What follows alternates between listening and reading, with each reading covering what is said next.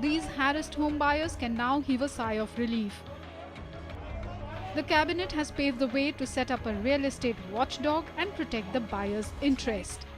The developer will now have to frame its buyer-seller agreement in line with the model that will be mentioned in the bill.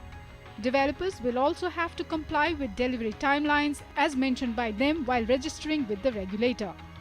Missing the completion deadline might result in the developer losing his license. The bill will prohibit sale of property on the basis of super area and will clearly define carpet area. The present bill is quite satisfactory. One concern, one point which I see in the regulatory bill right now is this bill will take some time in getting implemented. And what about the existing buyers?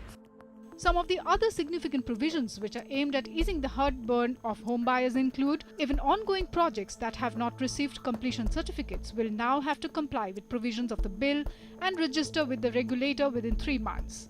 Consent from 2/3 of home buyers will be needed to make any change to structural designs.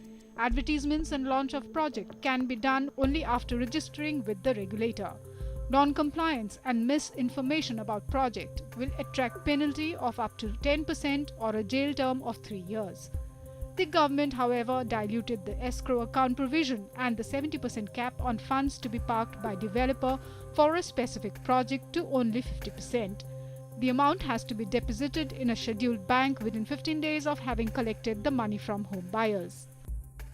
That the developer community, the good developers, should actually laud this bill. It is the right thing for an organized, above-board, honest developer who has genuine intention of delivering the project on time. I think what it will take away is a lot of riffraff that had come in, which was fly-by-night operators becoming developers. You have to understand that this is not a developer's bill. This is meant for the consumers. The consumers have been complaining time and again that the developers are not fulfilling their part of the commitment. And obviously the government has been thinking of this regulatory bill on the basis of that. This is not taking into consideration only what the developers have to say, but it's more from a consumer's viewpoint.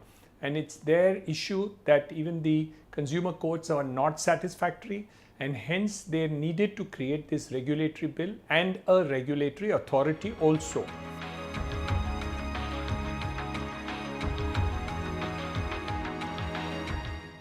The battle is far from over for the home buyers as the government now has to ensure a smooth passage of the bill in the parliament. In New Delhi, Onita Moja, NDTV.